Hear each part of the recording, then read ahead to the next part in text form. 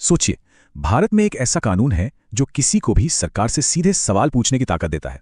जी हां, एक ऐसा कानून जिसने सत्ता और आम नागरिक के बीच के रिश्ते को हमेशा के लिए बदल कर रख दिया।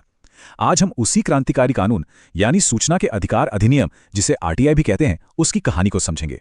तो ये सिर्फ एक कानून की कहानी नहीं, बल्कि ये कहानी है हम सबके सशक्त होने की। ये उस दौर से निकलने की कहानी है जब सरकारी दफ्तरों के दरवाजे बंद रहते थे, और आज एक ऐसे दौर में आने की कहानी है जहां हर नागरिक उन दरवाजों को खटखटाकर हिसाब मांग सकता है। महात्मा गांधी ने एक बार कहा था, असली स्वराज कुछ लोगों के अधिकार पाने से नहीं, बल्कि सभी के अंदर अधिकार के दुरुपयोग का विरोध करने की क्षमता से आएगा। और सही मायनों में सूचना का अधिकार अधिनियम इसी सोच को जमीनी हकीकत में बदलता है। ये हमें याद दिलाता है कि लोकतंत्र का मतलब सिर्फ हर 5 साल में वोट देना नहीं, बल्कि हर दिन सत्ता से सवाल पूछना है। वैसे आरटीआई तक का सफर काफी लंबा रहा है। जरा सोचिए, 1923 का एक कानून था, ऑफिशियल सीक्रेट्स एक्ट, जो सरकारी जानकारी को एक तरह से ताले में बंद रखता था, और दशकों तक यही चलता रहा। फिर साल 2005 में एक जबरदस्त बदलाव आया, जब आरटीआई कानून लागू हुआ और सूचना पर लगे वो पुराने ताले हमेशा के लिए टूट गए। तो आखिर ये आरटीआई अधिनियम है क्या? चलिए अब जरा गहराई में उतरते हैं और इस ऐतिहासिक कानून के जरूरी हिस्सों को और करीब से समझते हैं। देखिए, आरटीआई सिर्फ कागज का एक टुकड़ा नहीं है। यह हमारे संविधान में दिए गए बोलने की आजादी के अधिकार को, मतलब फ्रीडम ऑफ स्पीच को, असली पंख देता है। इसका मकसद एकदम साफ है, सरकारी कामकाज में पारदर्शिता लाना और भ्रष्टाचार की जड़ों पर चोट करना। और पता है इस कानून के तहत सूचना का मतलब क्या है?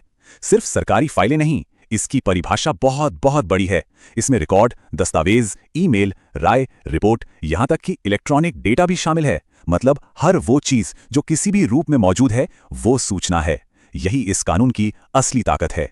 तो सवाल उठता है कि ये जानकारी मांगी किससे जा सकती है? ये कानून लागू होता है लोक प्राधिकरण पर। आसान शब्दों में कहें तो प्रधानमंत्री कार्यालय से लेकर अपनी गली की पंचायत तक सभी सरकारी विभाग और संस्थाएं इसके दायरे में आते हैं, और वो जनता को जवाब देने के लिए मजबूर हैं। तो ठीक है, ये तो हुई कानून की बात, लेकिन अब आते हैं सबसे जरूरी सवाल पर। एक आम इंसान के तौर पर इस शक्तिशाली हथियार का इस्तेमाल किया कैसे जाए? इस कानून की सबसे बड़ी ताकतों में से एक है ये समय सीमा।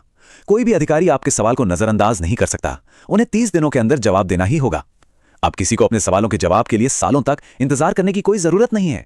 और पूरी प्रक्रिया को जानबूझकर बहुत आसान रखा गया है।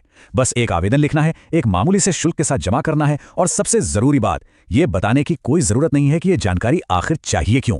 यह हमारा अधिकार है, कोई एहसान नहीं।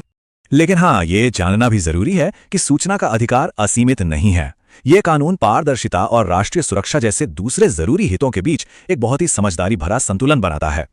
कुछ खास तरह की जानकारी को इसके दायरे से बाहर रखा गया है, जैसे कि ऐसी कोई जानकारी जिससे देश की सुरक्षा को खतरा हो, दूसरे देशों के साथ हमारे संबंधों पर असर पड़े, या फिर किसी की निजी जिंदगी में दखल अंदाजी हो। ये संतुलन ये पक्का करता है कि इस शक्तिशाली कानून का कोई गलत इस्तेमाल ना हो। तो चलिए अब जरा ये देखते हैं कि असल जिंदगी में इस कानून ने क्या बदलाव लाए हैं, और देश की अदालतों ने इसकी ताकत को कैसे समझा है। ये मामला इस कानून की ताकत को क्या खूब दिखाता है। एक छात्र ने आरटीआई लगाकर अपनी जांची हुई आंसर शीट देखने की मांग की। सीबीएसई ने यह कहकर मना कर दिया कि यह गोपनीय जानकारी है, लेकिन मामला सुप्रीम कोर्ट तक गया और कोर्ट ने फैसला सुनाया कि आंसर शीट भी सूचना है और हर छात्र को उसे देखने का पूरा अधिकार है। तो आखिर में आरटीआई का असली मकसद सिर्फ जानकारी पाना नहीं है।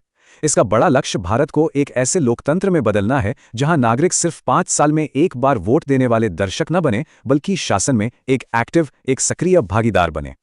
तो ये पूरा विश्लेषण हमें एक बहुत बड़े सवाल पर लाकर छोड़ देता है। सूचना के इस दौर में जहां जानकारी ही असली ताकत है, तो जरा सोचिए, एक अकेला सवाल पूछने की ताकत कितनी बड़ी हो सकती है। और सूचना का अधिकार अधिनियम यही असीम शक्ति हर भारतीय नागरिक के हाथों में देता है।